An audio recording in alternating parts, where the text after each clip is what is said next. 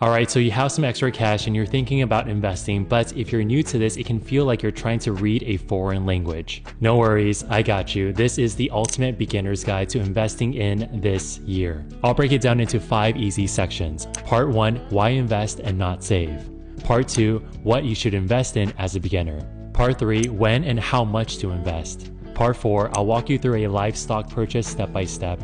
And Part 5, investing strategies for beginners. Alright, let's get into this. Part 1. So investing isn't just for Wall Street pros, it's for anyone who wants their money to work instead of just sitting around and losing value. Let's say that you have an extra $1,000. So what's the plan? You could spend it on something fun or stash it under your pillow or just let it sit in your savings account. But here's the problem. Inflation is eating away at your money. That $1,000 won't be worth the same in a few years. Prices are ultimately going to go up and your money's buying power is going to be less. Think about it. Have you ever noticed that your caramel frappuccino that used to be $5 is now almost around $8 or $9? So that's pretty much inflation in action, and the smartest move that you can do is to invest that cash so that it grows rather than it shrinking. Now, growing your money isn't magic, it's math, and there are 2 key ways this happens. First, when you buy a stock, you own a piece of a company. Take Nvidia for example. If Nvidia crushes it, designs and sells more graphics cards, launches a new product, and rakes in more profits, its value is also going to rise. Since you own a piece of Nvidia, your investments are also going to go up too. And that's pretty simple, right? The second way is through compound interest, which Albert Einstein calls the 8th wonder of the world. This is when your money makes money and that money makes even more money. It's kind of like a snowball rolling down a hill and it gets bigger and bigger over time. Let's say that you invest $1,000 a month with a 10% return. After around 6 years or so, you're gonna hit around $100,000. But here's where it gets crazy. The next $100,000 takes less than 4 years, then less than 3 years, then less than 2 years. And by the time you have a $1 million portfolio, your portfolio is going to grow $100,000 and more every year or so. This is why it's so important to get started with investing as early and often as possible.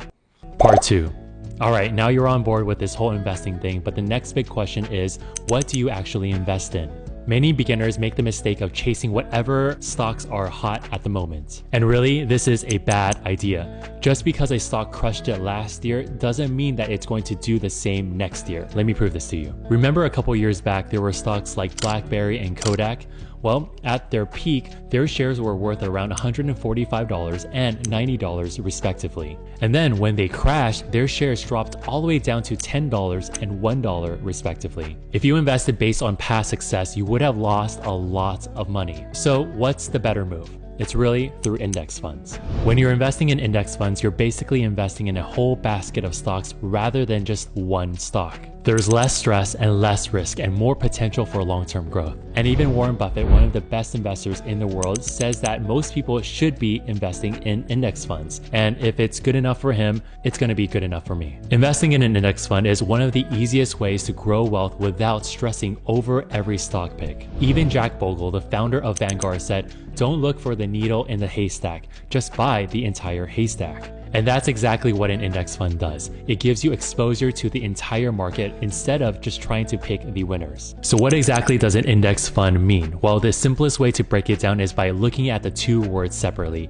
index and fund. An index is just a list of companies. So for example, the S&P 500 is simply a list of the top 500 companies in the United States. And this includes Apple, Microsoft, and Tesla. A fund is just a collection of money pulled from investors, people like you and me, and that money is used to buy assets, in this case, stocks. So when I say invest in an index fund, I'm basically saying that we're investing in a little bit of each company in this entire index. Okay, so you get to diversify, but what's the next big advantage of investing in an index fund? Well, you get to lower your risk. Instead of putting all your money into one stock and hoping it takes off, you own a piece of hundreds of companies, reducing the chances of losing everything if one stock crashes. You can think of it as putting your eggs or your very small eggs in many different baskets. If one company struggles, it barely affects you because you still have hundreds of other companies carrying the weight. Okay, so let me show you a real world example of what an index fund looks like so you can see what you'd be investing in. So for this example, let's take a look at one of my favorite index funds, or an ETF, an exchange traded fund. This is called SPLG, which tracks the S&P 500. So when I buy into this ETF, I'm basically investing in all of the biggest companies in the world without having to buy each stock individually. This automatically lets me invest in companies like Microsoft, Nvidia, Tesla, Visa, and Home Depot. So when you invest in this ETF, how do you actually know which companies you're investing in?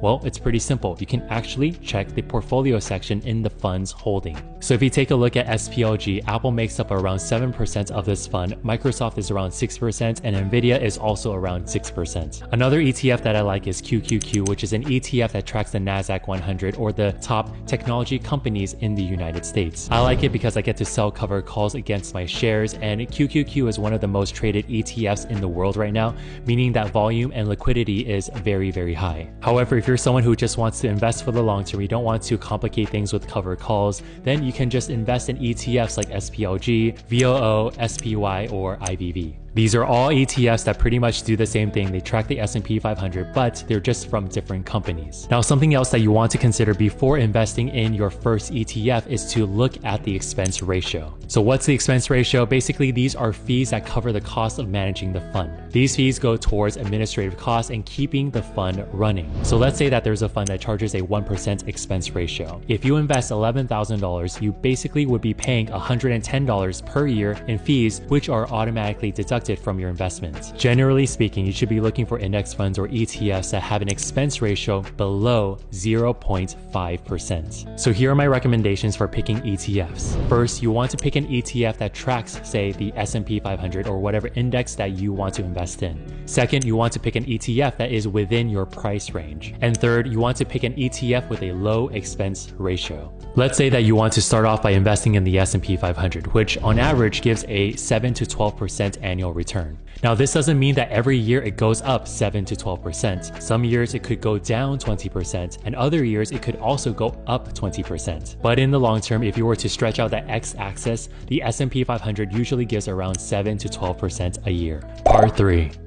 Alright, so now that you understand what to invest in, the next big question is, when do you actually start investing? Every time someone asks me this, I usually take them through a simple 2-step checklist. And if you can check these off, that means that you're ready to start investing. The first question is, do you have high interest debts over 7 to 12%? If you do, you should pay that off before investing a single dollar. Paying off debts is like getting a guaranteed return. Usually, if someone promises you a guaranteed profit, they're probably scamming you. But in this case, it's actually true. Think about it this way. The stock market averages around a 10% return.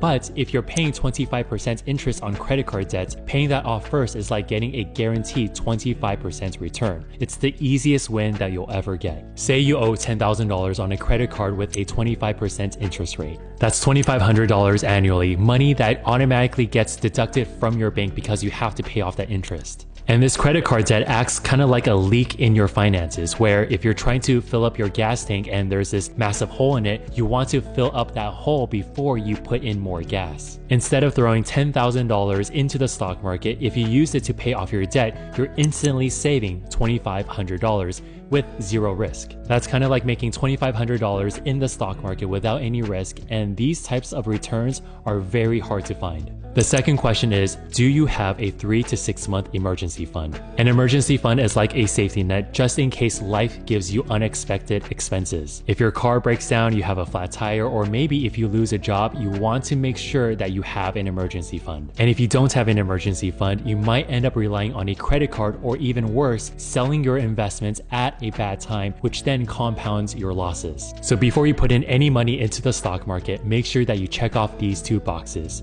Your high interest debt is gone, and you have an emergency fund.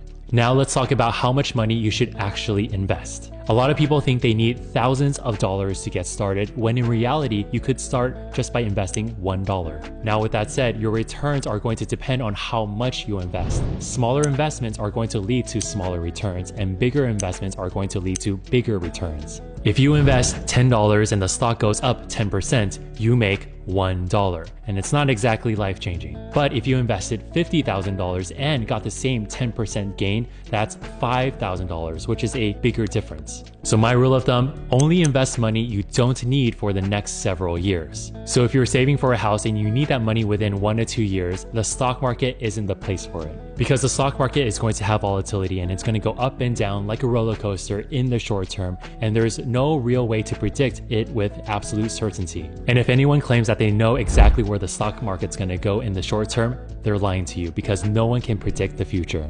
Part 4. Alright, let's go step by step on how to buy your first stock. And to make this practical, I'll walk you through an actual trade. When it comes to investing, you have two main options for brokerage accounts. First, you have your retirement accounts like your 401k and your Roth IRA. These accounts have major tax benefits, but the catch is that you can't pull that money out before 59.5 without any penalties. If you want more flexibility, you can then consider opening up a TBA or a taxable brokerage account. With all these different types of accounts, you can open them up with companies like Fidelity, Schwab, Vanguard, or if you're out of the US, you can even look into Interactive Brokers. So what's the trade-off between investing in a Roth IRA versus a TBA or a taxable brokerage account? Well, in a nutshell, with a TBA, you can contribute as much money as you want and take out as much money as you want, compared to a Roth IRA where there are going to be some contribution limits. However, with a TBA, just like the name implies, you are going to be taxed, right? Because it's called a taxable brokerage account. However, with a Roth IRA, all your money is going to be taxed and penalty-free at the age of 59.5. So basically, a Roth IRA has more tax advantages. Okay, so let's go to Vanguard, Schwab, or Fidelity, and let's open an account. And you can open any of these accounts here, like a Roth IRA or a brokerage account.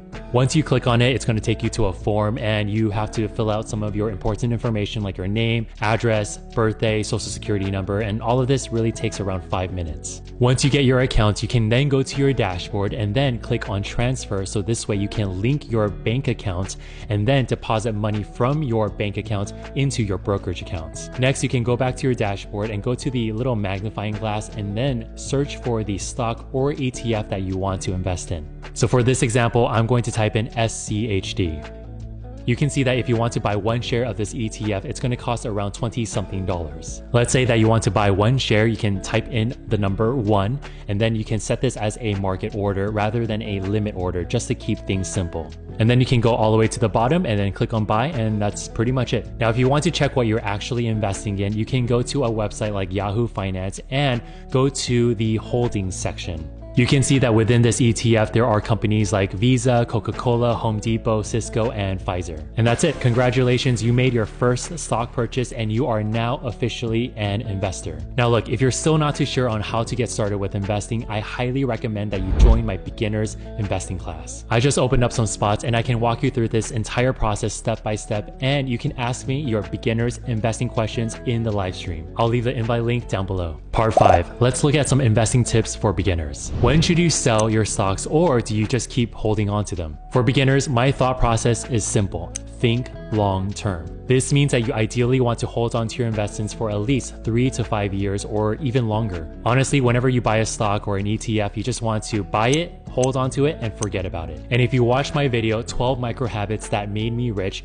you'll know that every month a portion of my income is automatically put into my investment accounts. I then use that money to buy a couple of shares of my favorite ETFs every single month, even when the stock market temporarily drops. Because the natural reaction for many people is to panic and sell before they lose more. And this is what everyone calls panic selling. And panic selling is precisely how most people lose money in the stock market. So let me show you something that proves why selling in a panic is one of the worst mistakes you can make if you're serious about building wealth. Let's take a look at SPY or SPY, which is an S&P 500 ETF that tracks the S&P 500. Let's take a look at a chart of SPY and say we rewind all the way back to the early 2000s. Imagine that you decided to invest in the stock market back then, where maybe you bought a share back in October 2007 for $154. And your plan was to hold on to it and let it grow over several years. But then what happens? Boom, the 2008 financial crisis hits and the entire stock market crashes. At this point, a lot of people start to panic. They sell everything because they're scared. And honestly, I get it. It's terrifying to see your portfolio drop and so much red on your screen.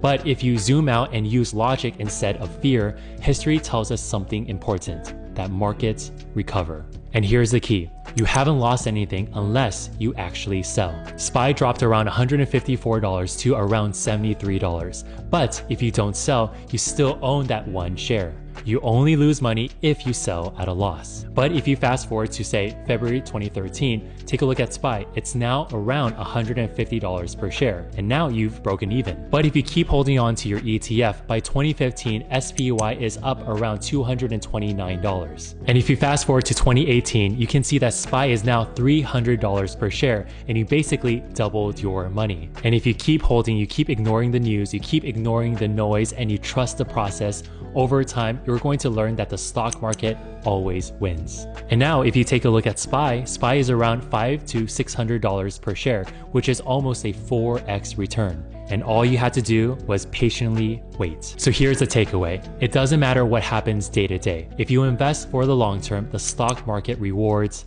patience. And I get it, emotions take over when you're in the moment and logic takes a backseat. But I say take a pause and take a deep breath. Because if you look at any long-term S&P 500 chart, you'll see the same pattern, and that the stock market trends up over time. And whenever the stock market drops, they're going to feel huge in the moment, but in the long term, most likely you're not even going to remember them. Studies have shown that if you miss just the 10 best days in the stock market, your returns can be cut by over half. This means that if you put $100,000 into the stock market and left it alone, over time it could grow to, say, over $200,000. But if you panic and jump in and out, you might only end up with around $144,000. Markets don't rise gradually, they surge when you least expect it. And if you miss those surges, your returns are going to get ruined. This is why it's always better to have time in the markets rather than timing the markets. Again, if you want to learn more about investing, sign up for my beginner's investing class and I'll help you get started. I left the link down below and I'll see you in class.